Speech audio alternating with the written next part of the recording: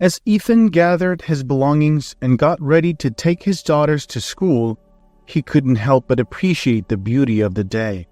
The sun was shining, and there was a gentle breeze in the air. He felt grateful for this moment. As he loaded his daughters into the car, they chatted and laughed, excited for the day ahead. As he drove, Ethan couldn't help but feel a sense of pride and joy, seeing his daughters growing up into beautiful young ladies. As they arrived at the school, Ethan said his goodbyes to them and watched them walk through the gates. After that, he drove to the office. Ethan walked confidently through the bustling offices of Arnold & Associates, a leading business consultancy firm. As the chief executive officer, his days were a blend of strategic decision-making, innovative project development, and nurturing client relationships. Known for his groundbreaking approaches in business strategy, particularly in leveraging emerging technologies, Ethan had transformed his company into a beacon of innovation and success in the business world. His office, lined with shelves displaying books on the latest business theories and market trends, was a testament to his dedication to continuous learning. On his desk, amidst an array of reports and data analysis tools, stood a miniature model of a globe, symbolizing his company's international reach and his global perspective on business. Despite his many achievements, Ethan carried his success with modesty. His colleagues admired him for his calm and strategic approach, particularly in high-stakes negotiations and crucial business decisions. More than just a shrewd businessman, Ethan was also a mentor, investing time in guiding young professionals in their careers. His passion for business was matched by his commitment to staying ahead of industry trends, often leading his firm to adopt innovative practices that set new standards in the industry.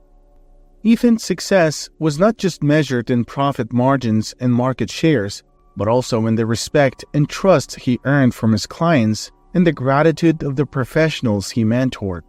His ability to blend sharp business acumen with a genuine concern for the well-being and development of his team made him not just a leader in his field, but a respected and admired figure in the business community. Today marked a milestone in his life as he prepared to launch his foundation. Months of meticulous planning and organization for the event were finally coming to fruition, a dream he nurtured to profoundly impact the lives of those battling cancer. But what made this day truly heartwarming was the presence of his parents. Ethan had arranged for his parents to fly in from their quaint hometown. The moment they arrived, the air was filled with an emotional mix of pride and joy. His mother's eyes brimmed with tears as she looked around the venue, her heart swelling at the thought of her son making such a significant difference. His father, usually reserved, wore a broad smile, his eyes reflecting a sense of fulfillment as he witnessed the culmination of their hard work. The foundation's launch was more than just a professional endeavor for Ethan. It held a profound and deeply personal significance. Ethan grew up in a small, cozy town up north, where life was simple, but not always easy. His family didn't have a lot of money. His dad worked hard, fixing trucks at the local garage all day to make ends meet, while his mom was a nurse, caring for people at the town's hospital. He had an older brother, Tom. When they were kids, Ethan and Tom didn't always get along. Ethan was a bit grumpy and got annoyed easily, especially with Tom. He would often go to his parents complaining, "Tom won't share his toys with me," even when it wasn't really true. Tom, on the other hand, was more laid back. He liked playing with Ethan and didn't mind the small fights too much. Their parents usually took Ethan's side, though. His mom would often say to Tom, "You need to be nice to your little brother," making Tom feel a bit unfair. But Tom never held it against Ethan. He knew that's just how little brothers could be sometimes. Ethan was really smart in school. He was great at math and learning new languages. Understanding hard stuff like big ideas and theories was easy for him. He always caught on to new things super fast. His big brother, Tom, wasn't the same in school. Tom found schoolwork tough and often got low grades, but he loved sports. He was awesome at basketball and baseball in junior high, and everyone knew him for being great at playing them. Even though he loved sports, keeping up with school was hard for Tom when he was busy with games and practice. When Tom was 7, he got really sick with an infection. Their parents tried lots of medicines for 2 weeks, but nothing worked. Then the doctors gave him strong antibiotics. They finally made him better, but something wasn't right after that. Tom didn't seem to hear when their parents called him. One day, their mom said worriedly to their dad, "Do you notice Tom isn't here as lately?" After a few tests, the doctors discovered that the antibiotics had affected Tom's hearing, making it hard for him to hear well. This was a big change for Tom and the whole family. While their parents were at work, Tom took on the role of looking after his younger brother and handling the household chores. Their family had a cozy garden filled with apple trees and various vegetables, a place Tom loved. He always jumped at the chance to work in the garden, finding peace in the outdoor tasks. It was a bright spring day, and the family was busy in their garden. Tom was busy digging a spot for a new apple tree, while his mom was weeding the vegetable patch not too far away. Suddenly, she realized she needed water for the plants. "Tom, can you grab me the water bucket, please?"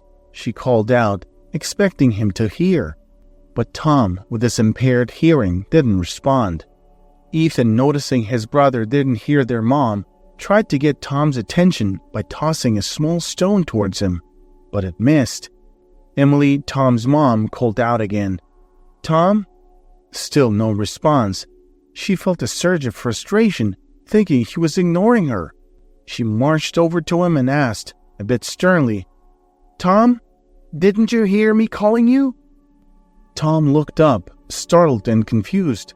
He saw the frustration on his mom's face and felt a wave of fear and confusion. He didn't know why she was upset, not realizing she hadn't remembered his hearing issue.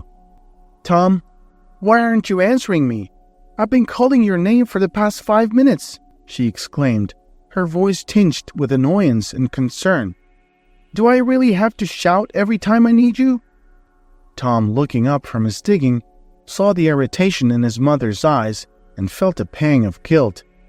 He struggled to find the right words, feeling the weight of the misunderstanding. "Mom, I didn't hear you," he said softly, his voice barely above a whisper. "I'm sorry, I just didn't hear." Emily paused, her expression softening as she remembered Tom's hearing impairment. "Oh, Tom, I forgot. I'm so sorry. I shouldn't have gotten upset," she said, her tone shifting to one of remorse. "It's just been a long day, and I forgot you might not hear me." As time passed, Tom's family, especially his mother Emily, tried to adapt to his hearing impairment, but it wasn't easy. Emily often found herself getting frustrated when Tom didn't respond to her calls. Her voice would rise in volume, her words sharp with irritation, which only made communication more stressful for Tom. One afternoon, while they were all in the kitchen, Emily called out to Tom to set the table. When he didn't respond, her patience snapped. "Tom, how many times do I have to say it?" she shouted, her voice echoing off the walls. Tom, startled, turned around. "I'm sorry, Mom. I didn't hear you," he replied, his voice tinged with anxiety. He could feel the tension in the room, the constant fear of missing something important always looming over him. Ethan sometimes didn't make things easier. During their arguments, Ethan would often resort to mocking Tom's hearing impairment. "What? Can't hear me?" Ethan would sneer, even though he knew Tom probably couldn't hear the insults. Ironically, most of the time, Tom was oblivious to Ethan's hurtful words, but the knowledge that he was being mocked lingered in his mind, adding to his growing sense of isolation. This constant strain and worry began to take a toll on Tom. The fear of not hearing when called, the anxiety of missing out on conversations or instructions led to an unexpected issue: bedwetting. Tom, already grappling with the challenges of his impairment, now had to deal with this new, embarrassing problem, adding another layer of distress to his young life. His mother, upon discovering this, felt a mix of concern and frustration.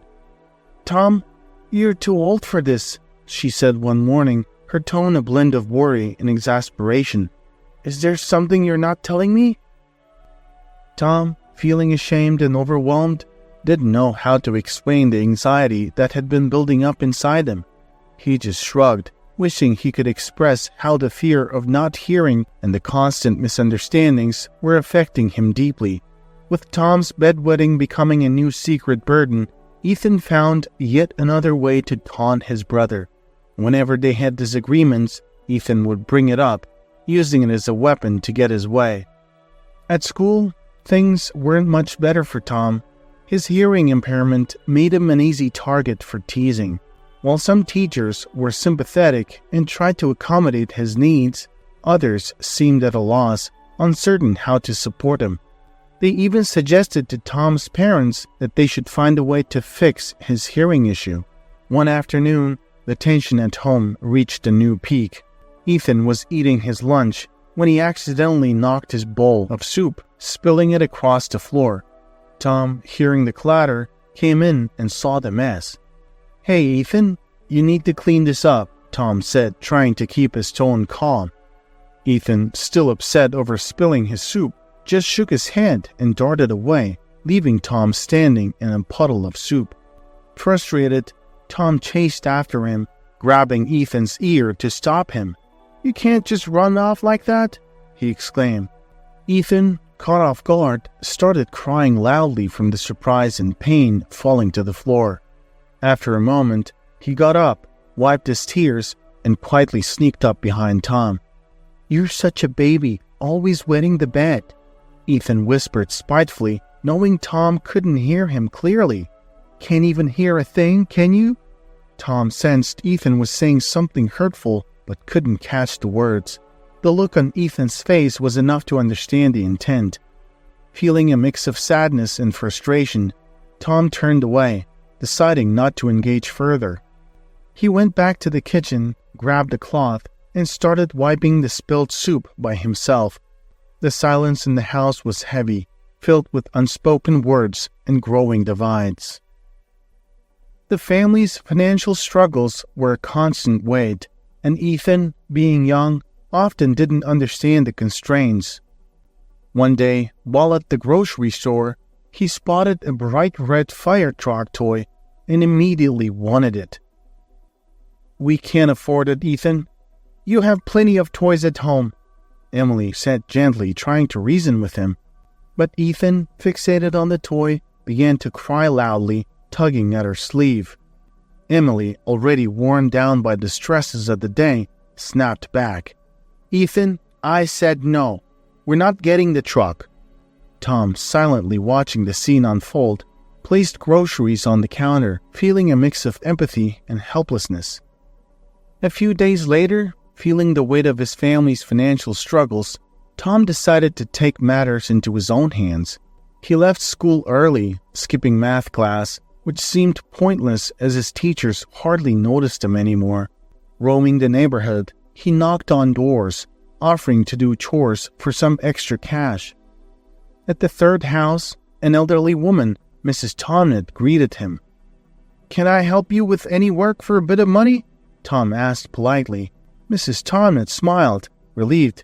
She had several bags of garden soil in her backyard that she couldn't move herself. Tom set to work, hauling the heavy bags as the afternoon faded into evening. Exhausted but satisfied, he accepted the money Mrs. Tomnett offered him and hurried to the store before it closed. He bought the shiny red fire truck, tucking it carefully into his backpack, and raced home. When he arrived, Emily was waiting, her worry turning into frustration. "Tom, where have you been? It's late." Tom, catching his breath, replied, "I had a big assignment in school, Mom. It took longer than I thought." He didn't want to worry her with the truth, nor did he want to spoil the surprise for Ethan.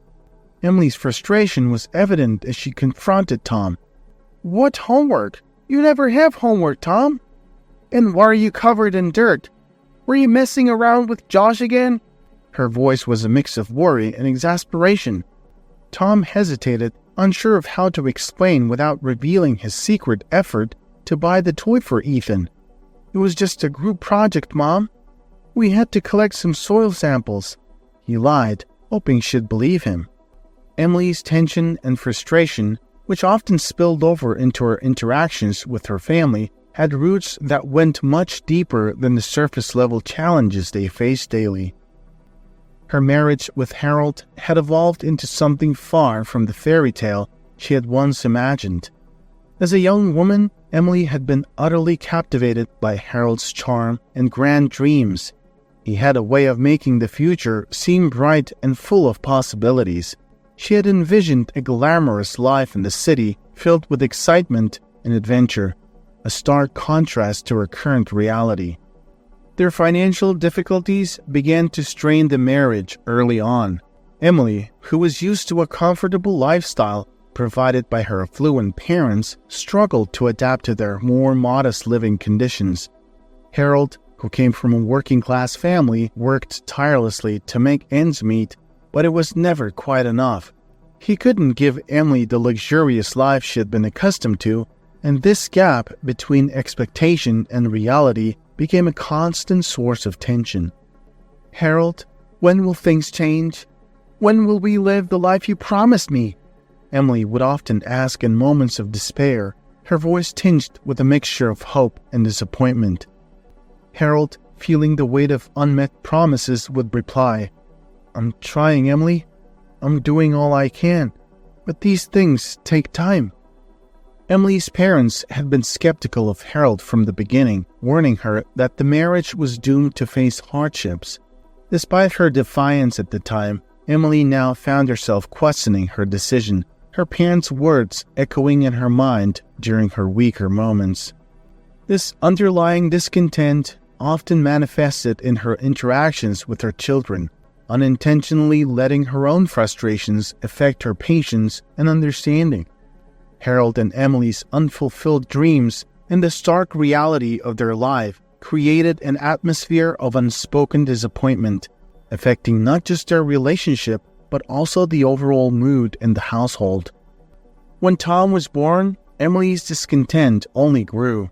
Raising a child with limited resources was challenging, and she often found herself comparing her current life unfavorably with her affluent upbringing. Harold felt the strain too, distancing himself from Emily's family and their criticisms. He had once promised Emily that he would make all her dreams come true, but as years passed, that promise seemed more and more like a distant dream. The stress of Emily and Harold's strained relationship, coupled with their ongoing financial struggles, cast a shadow over the household. This tension didn't go unnoticed by Tom, who felt the growing responsibility to lift the spirits of his family, especially his younger brother Ethan. His latest effort was a secret mission to buy Ethan the toy fire truck he had longed for. Standing before his parents, Tom's clothes were stained with mud from the day's work. Emily, already frayed from the day's challenges, lost her temper at the sight. "Tom, look at the state of you. How can you just stand there smiling? Go and clean up now," she scolded. But Tom's smile didn't waver. Hidden in his backpack was the reason for his joy. The fire truck for Ethan. He knew the scolding was worth it. Ethan, in the way of younger siblings, found humor in Tom's predicament, giggling at the scene.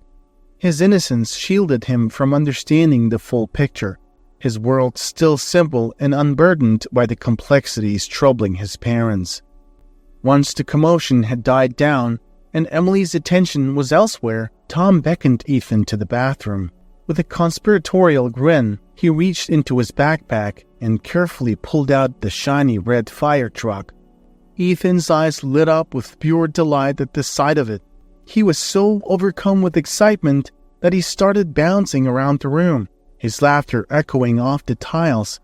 In his enthusiasm, he accidentally bumped into the metal bucket by the bathtub, sending it clattering to the floor.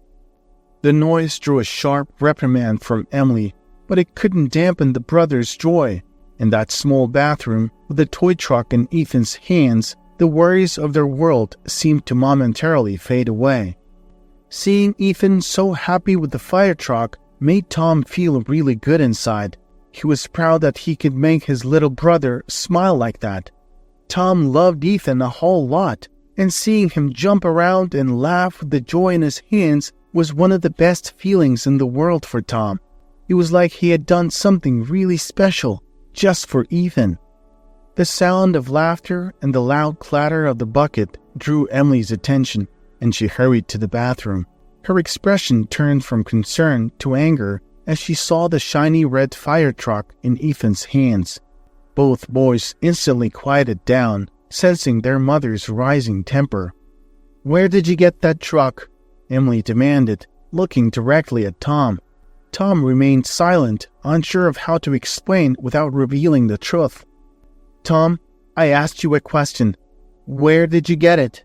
Emily's voice grew sharper with each word.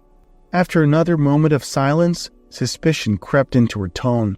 You didn't steal it from the store, did you? You're acting just like your father. Answer me, Tom." Tom felt a knot from his stomach. He managed a faint smile, not out of disrespect, but out of nervousness.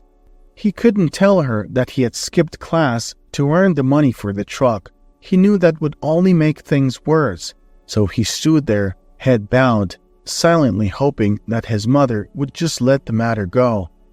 Ethan, sensing the tension, clutched the fire truck a little tighter, his earlier joy fading into confusion and worry. The atmosphere in the bathroom had shifted from one of happiness to one of apprehension, the joy of the new toy overshadowed by their mother's anger and Tom's dilemma. The misunderstanding about the fire truck weighed heavily on Emily's mind, leading her to believe that Tom must have stolen it.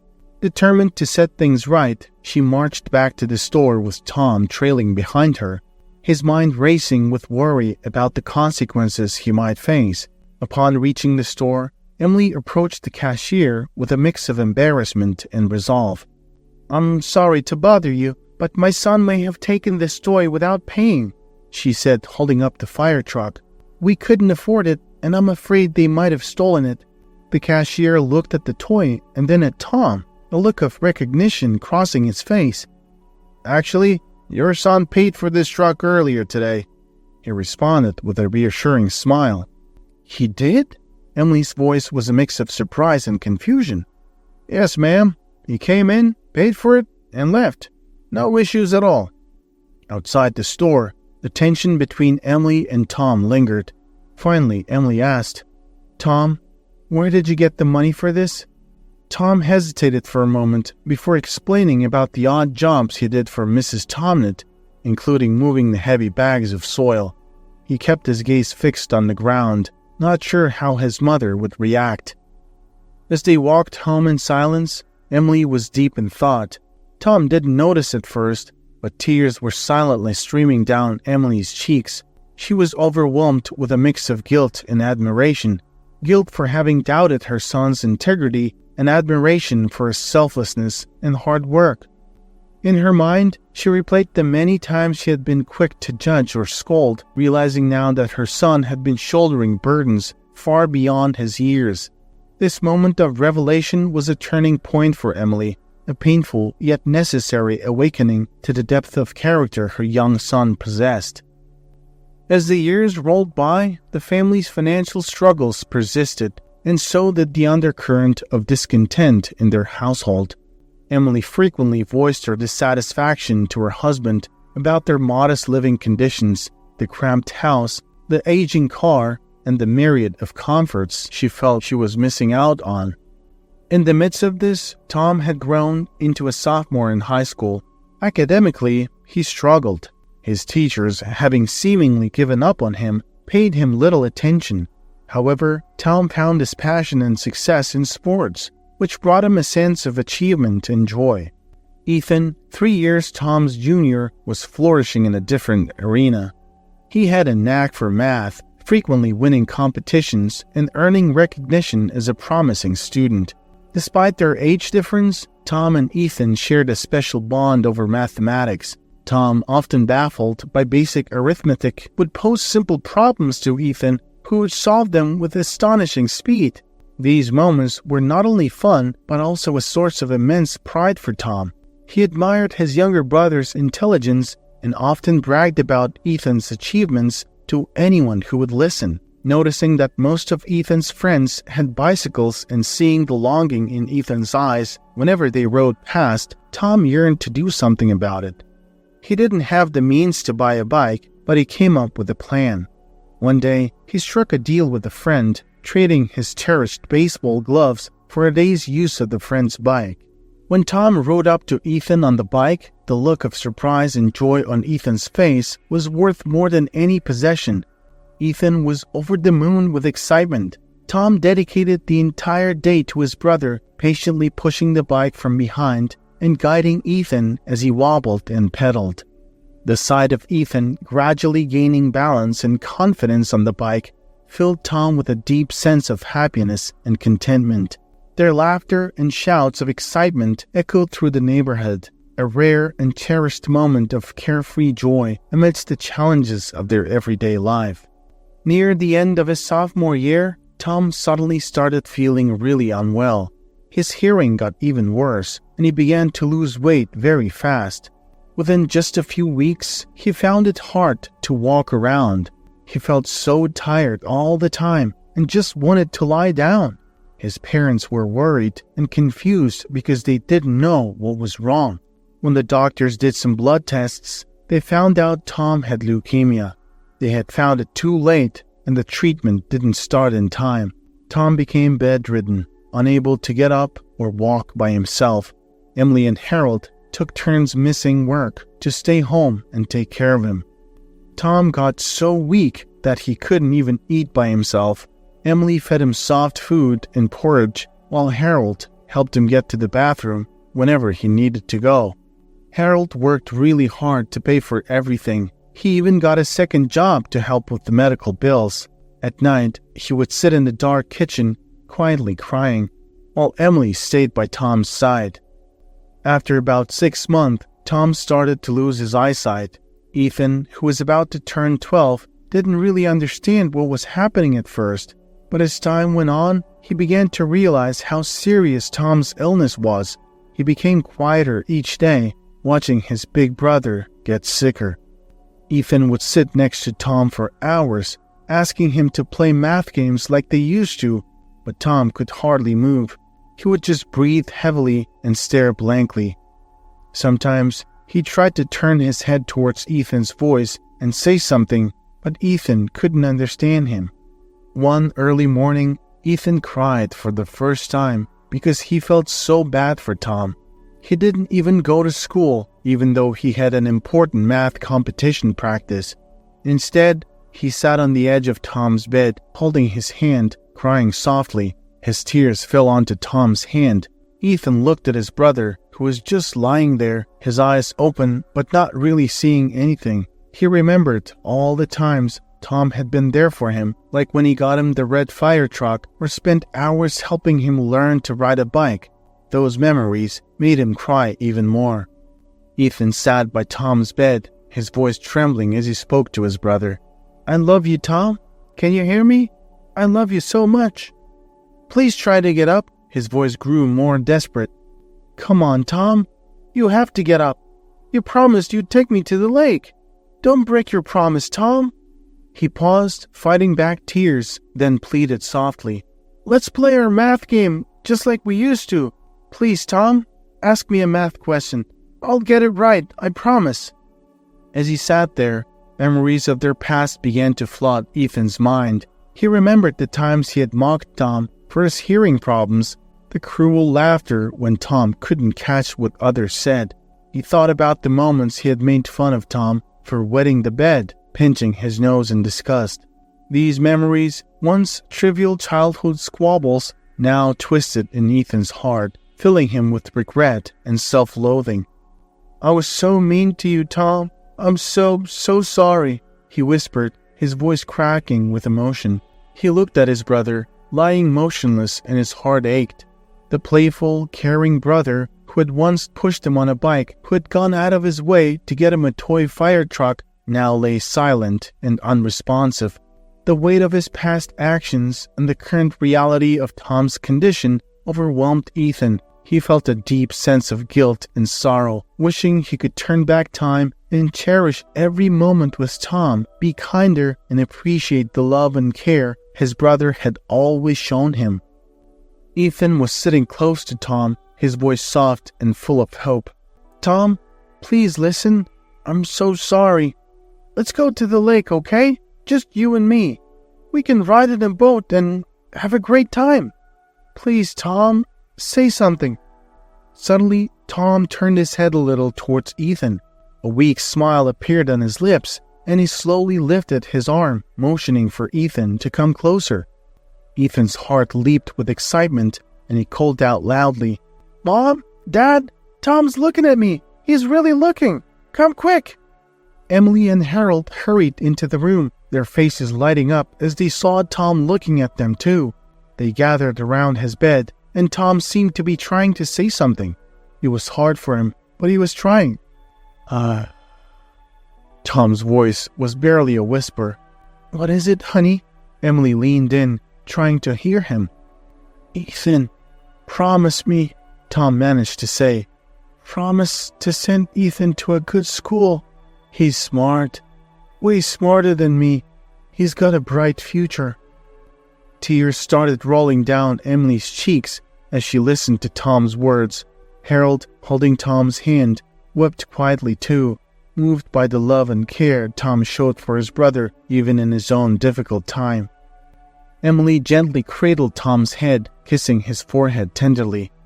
"We love you so much, Tom," she said softly. "Please forgive us. You're our precious boy." The evening after Tom made his heartfelt request, the family faced the unimaginable. Tom passed away. The loss was profound and sudden, leaving everyone in a state of deep grief. Ethan, overwhelmed by the loss of his beloved brother, screamed and cried inconsolably for 3 days straight, unable to come to terms with the reality that Tom was gone. In the days following the funeral, a heavy silence hung over the house. Emily and Harold, each lost in their own sorrow, found words inadequate to express their pain. They barely spoke to each other, the quiet only broken by the occasional sounds of daily life. About a month after Tom's passing, Emily was in his room, folding his clothes, a task that felt both mundane and heart-wrenching. It was then that Ethan entered the room. His eyes, still red from tears, scanned the room that once buzzed with his brother's presence. "Mom, can I keep Tom's clothes? Can I wear them?" he asked quietly, his voice barely above a whisper. There was a vulnerability in his request, a longing to hold on to something tangible of Tom. Emily looked up, her heart aching at the request, but she understood his need to feel close to Tom. "Of course, Ethan. You can keep whatever you want," she replied, her voice thick with emotion. The house remained quiet in the following weeks. The absence of Tom's laughter and chatter left a noticeable void. Ethan, who had always been buoyed by his brother's presence, now retreated further into silence. His world, once filled with shared jokes and playful bickering, felt empty. Remembering Tom's last words, Ethan found a new purpose amidst his grief. He dedicated himself to his studies, channeling all his energy into excelling academically. It was his way of honoring Tom, of keeping a promise to his brother who believed in him so much. He worked tirelessly, driven by the memory of Tom's faith in his potential and the desire to fulfill the future that Tom had envisioned for him. As Ethan stood on the cusp of adulthood, graduating high school and looking towards college, Harold made significant sacrifices to ensure his son could pursue higher education. He sold nearly everything he could to fund Ethan's studies. The commitment paid off when 4 years later, Ethan graduated from a prestigious business school, laying the foundation for a successful career. He started his own company, which over time grew into a significant holding. In the midst of his burgeoning career, Ethan met Amanda, a kind and beautiful woman of Latin American heritage. She embodied all the qualities Ethan had hoped to find in a partner. Their connection was instant and deep, leading to a loving marriage and the joy of 3 beautiful daughters. One morning, as Ethan watched his daughters get into the car for school, he instructed his driver to pick up his parents from the airport. They were arriving for a very special occasion, the opening ceremony of the Tom Arnold's Cancer Treatment Foundation. The ceremony was a significant event for the city, attracting attention and anticipation. Ethan, standing at the podium, delivered a heartfelt speech. Tom Arnold was a man with an immense and pure heart. He shaped me into the person I am today, he said, his voice filled with emotion. My brother taught me the values of love and kindness, lessons I carry with me every day. In the front row, Harold and Emily Arnold sat hand in hand, tears streaming down their faces as they listened to their son honor the memory of their late son. Amanda, sitting proudly with their daughters beside Ethan's parents, beamed with happiness and pride. She felt incredibly fortunate to be part of Ethan's life, to share in his journey and his achievements. That evening, the family gathered for dinner at home, sharing memories of Tom. Ethan often dreamt of his brother, in dreams where Tom brought him sweets and carried them on his back. These dreams were a bittersweet reminder of the bond they shared. Ethan deeply missed Tom and often reflected on how love and kindness are life's most precious gifts, sometimes fully appreciated only in the wake of loss.